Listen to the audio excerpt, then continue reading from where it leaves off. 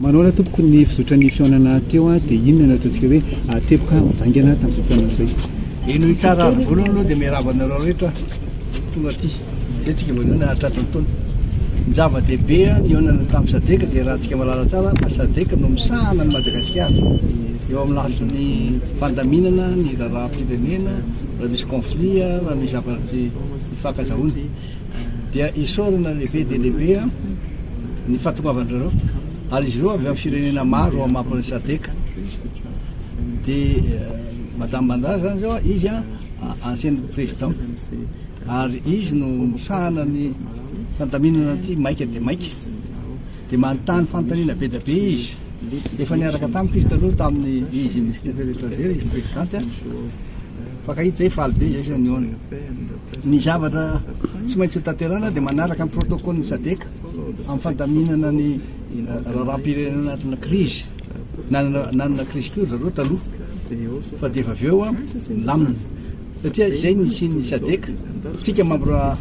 zato isan-tasin'ny Sadeka mifanampy raha misy crise ny firenena anankiray dia mifanampy mifanorohevitra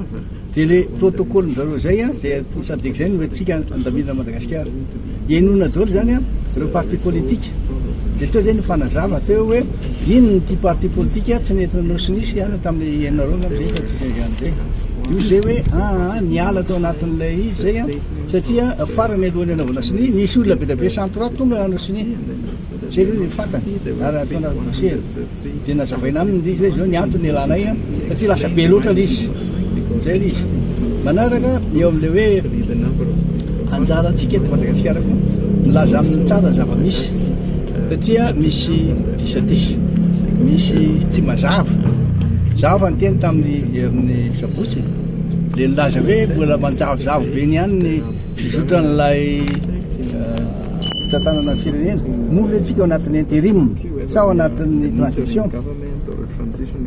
ny antony mahatonga mametraka ny fanontaniana iny tsy fantatry ny olona rehetra tsy fantatry malagasy tsy fantatry nareo raha milaza izy intérim efa tapitra le 60 jours zay tokony isy azy azy dia miditra anatin'ny transition tsika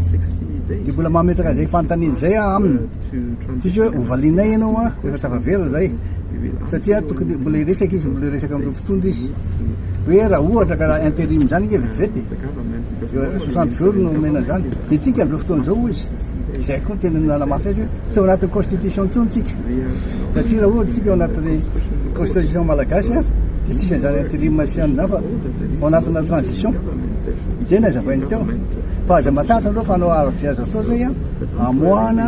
ny drafitra tokony hitondrana ty crise ty tokony misy aloha ny dialogue malagasy samy malagasy tokony vory ny malagasy zany zay tarihan'ny FFKM sy miaraka aminy ao Nations Unies sy ny Union africaine miaraka amin'ny Sadeka rehefa vita ny dialogue tsika malagasy aloha zay tsy fohan'zareo misy dia eo mahafantatra hoe zao lalaka izorana andrafetana le charte de transition na le feuille de route dia efa vita zay dia misy calendrier hitondratsika azy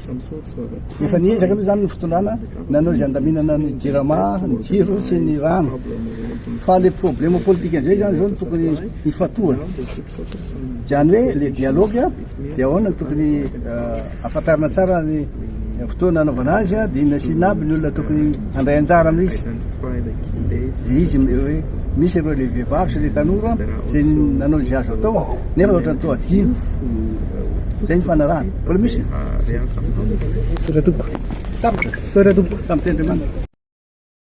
Objective of this meeting and the purpose also of the meeting with the former president and SADC. I am leading a delegation from SADC. We have been mandated by the summit to come to Madagascar because of the conflict that took place here last September.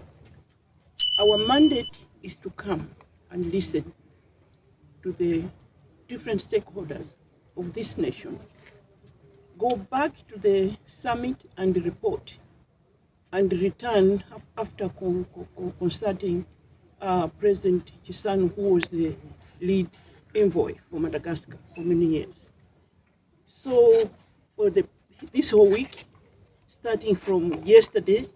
we are meeting leaders, different stakeholders, I'll be meeting the young people this afternoon. I hope they will also organize for me to meet the women groups, because those two groups cannot be left outside the consultation. So we are here to just listen and take the message back to those that have mandated me to lead this delegation and to come back. All I can say is that Madagascar, just like all African countries, deserve peace and deserve better, and that working together in the country harmoniously, people can live a better life. Ny antony izao iraka manokany SADC izao dia ny fivorian'ny fihaonana tampony filoham-panjakana sy filoham-pirenena ao anivon'ny SADC izay nihaona tamin'ny 17 Desambre no naniraka anay ho avy aty Madagasikara. Ny antondrianay dia hiaino ny hiaino ireo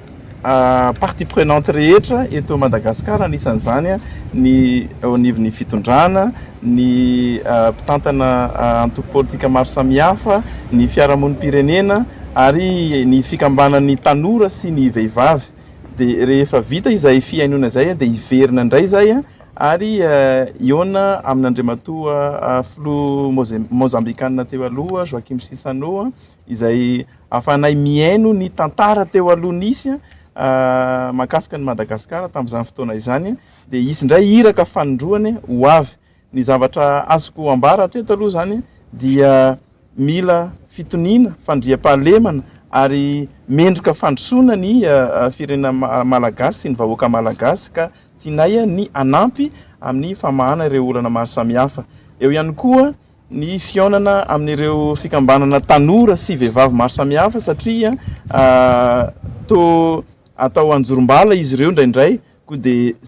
hiaina azy ireo izahay amin'ny androany, amin'ny folakandro sy amin'ny herinandro ity ahafahana mandre ihany koa ny feon'izy ireo. Ny zava-dehibe ny haonana tamin'ny SADC dia rahantsika malala tsara fa SADC no misahana ny Madagasikara eo amin'ny lafitry ny fandaminana ny raharaha-pirenena, raha misy conflit, raha misy zavatsy fankazahoana dia isaorana lehibe dia lehibe ny fahatongavan'ireo ary izy ireo avy amin'ny firenena maro amampon'ny SADC. Dia Madame Bandara zany zao izy ancienne président ary izy no misahana ny fandaminana ty maika dia maika, dia manontany fanontaniana be da be izy. Efa niaraka tamiko izy taloha tamin'ny izy ministre des Affaires étrangères, izy présidente fakahita zay faly be zay zany nihaona. Ny zavatra tsy maintsy ho tanterahana dia manaraka amin'ny protocole ny SADC